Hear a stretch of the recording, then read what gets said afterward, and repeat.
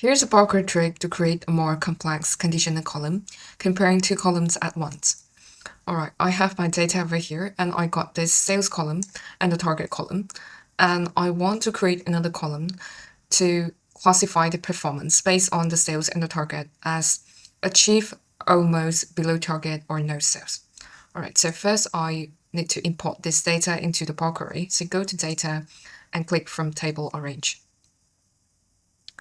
And inside the Barker array, go to add column and click on conditional column. And I want this new column to be named as status. Then the first class is that if the sales is equals to 0, then I want it to be no sales. And if the sales is greater than or equals to the target column, then I want it to be achieved. Then over here, I can click on select a column. Then I choose the target column. So if the sales is greater than or equals to the target, I want it to be achieved.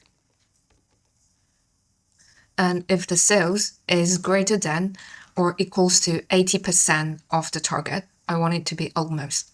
But over here, there is no option to calculate 80% of the target. So for now, I will just put sales greater than or equals to target.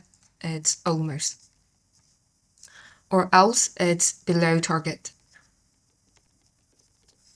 Then click on OK. And now I got my status column. But you can see that for the West region, it's supposed to be almost, but it's below target over here. So I just click on this down button. So the first clause is when the sales is equals to 0, it's no sales. The second one is that sales greater than or equals to target and it's achieved.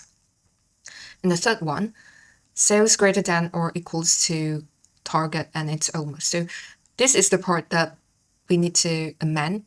So if the sales is greater or equals to 80% of the target, then it's almost. So what I can do is that I can just add 0.8 times the target. So sales greater than 0.8 times the target, which is 80% of the target, then it's almost. Or else it's below target. So I hit on enter on the keyboard. And now I got the almost status for the West region. Right, so it's just simple as that. And now I can close and load. And I got my data over here. So this is the status column, which is the conditional column that I've created just now. So definitely try it out, and I'll see you next time. Bye.